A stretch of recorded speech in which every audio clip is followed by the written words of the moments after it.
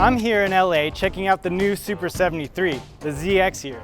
And first off, look at this thing. It looks amazing. I love the simple design of the frame, and I love how the battery is tucked up underneath the seat.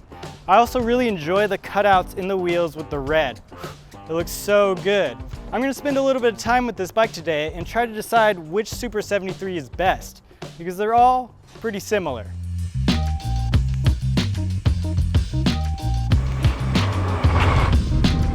With each Super 73, you're just getting incremental changes, and those changes mean big price differences. The ZX model sits in between the base model Z1 and the mid-range S2, and then there's the RX model, which is their flagship model.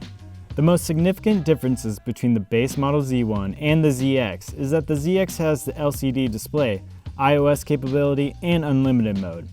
I think if you're going to get a Super 73, it's super important to get unlimited mode. The bike comes alive with this feature. Trust me. Let's get to the numbers. The ZX is fitted with a 650 watt-hour battery. The battery powers a motor that has a range between 750 and 1,350 watts. You're going to get an estimated range of 20 to 50 plus miles, and that depends on ride mode and the elements you're tackling.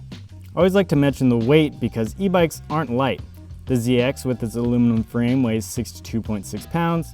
I thought it would be more difficult to pick up because of the battery and motor position, but it's actually fairly balanced.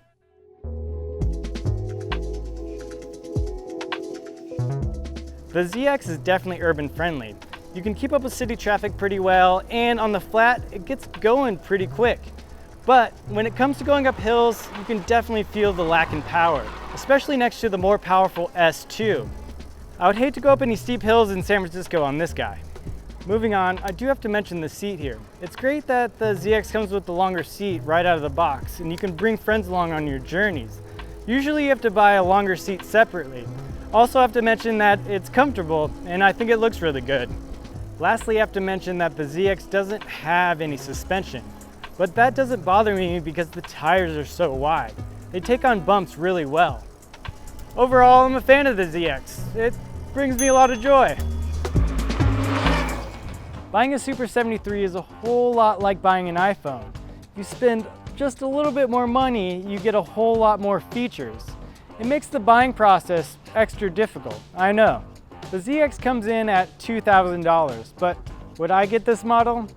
No, I don't think I would. I think I would go for the S2, which costs $2,700. I like the S2 because it has a bit more power, and I do enjoy that front suspension. If power is a worry for you, I would check out, say, the Aerial Rider Grizzly. It has 2 batteries, 2 motors, and 52 volts of power.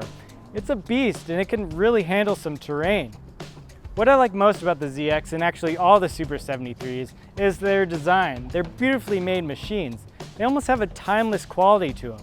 I just wish this one and all the rest of them had a bit more power. Which Super 73 would you get? Would you get the Z1, the ZX, the S2, or the RX? Let me know in the comments below, and be sure to like and subscribe to Roadshow. Catch you later.